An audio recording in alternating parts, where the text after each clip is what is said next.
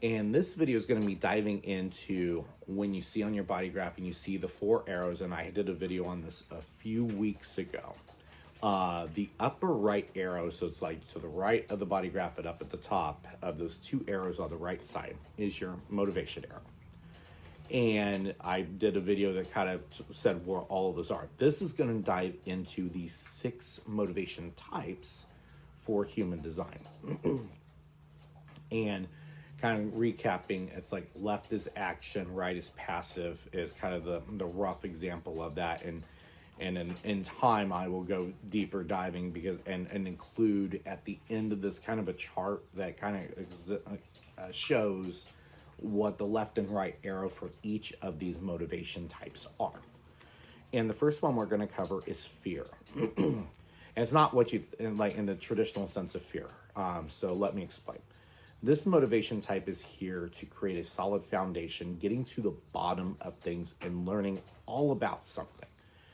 This motivates them to learn all sides of an issue for that just in case situation. So they really want to have all their ducks in a row. This group leaves no stone unturned, and the fear component is, what if we don't know everything, and then what can happen from that? So that's really the pull for the motivation for this particular motivation type.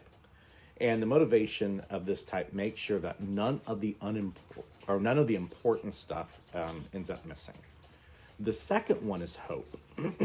In this group, and I'm one of the ones that have hope as the motivation type. This group has a mindset that everything is going to work out, and we only involve ourselves when something gets to this needs intervention. We kind of have the discernment to figure out, okay, is it time to do this? Does it need intervention right now? Or do we just let it work its course and everything works out? So that's kind of the operating parameters of hope. And sometimes you're not immediately drawn to a situation, and that's fine. And sometimes you're just there to witness and then give the frequency and let the issue resolve itself. So sometimes it's more passive, sometimes it's more active.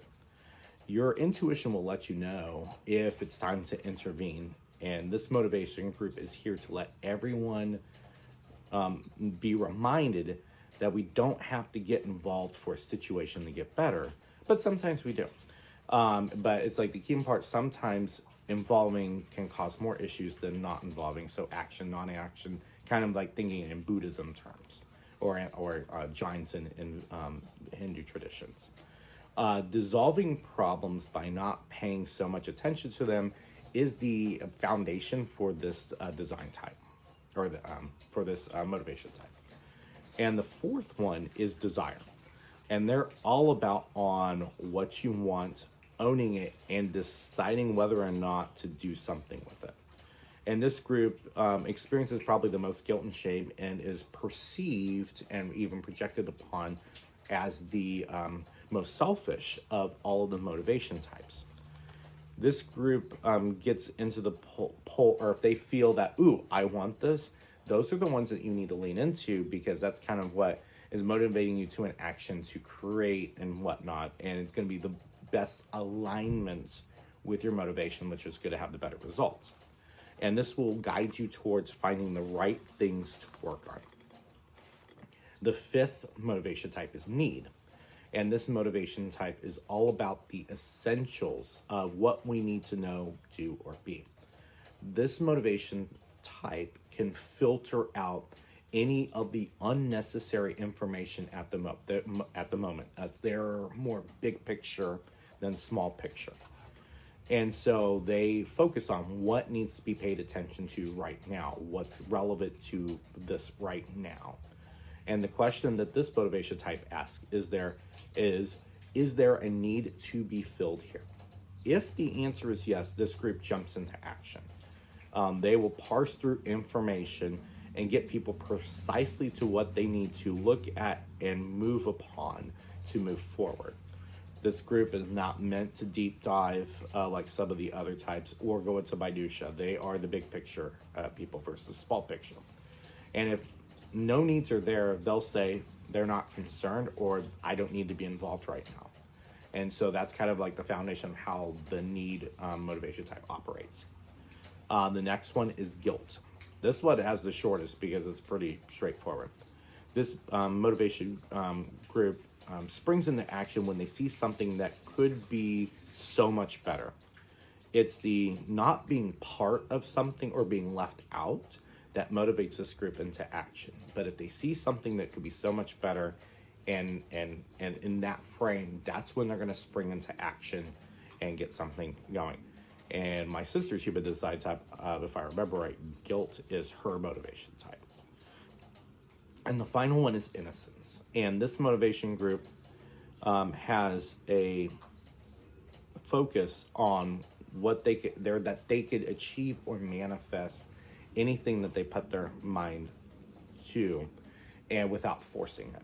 And there's a bit of a faith and surrender here. So they kind of look at what the life that throws at them and then motivate. It's like, okay, this is meant for me, and then work with it. Because they know life will bring them what they need to do, focus on, etc. And this group has a challenge that's a little different than the rest of the motivation types. It's like they think, like when the mind chatter happens, that if they do this surrender approach, that's not going to accomplish anything. But for this specific motivation type, surrender and faith, and then whatever life brings you, and then responding to that, and then going into action and allowing that to be your motivation, is how they create and manifest. So it's a little harder for them to access because of more of the societal norms and whatnot, but they're more of a go with the flow type if we were to put that label on any of these motivation types. So this is a slightly deeper dive introduction to the 6 motivation types that you'll see in human design.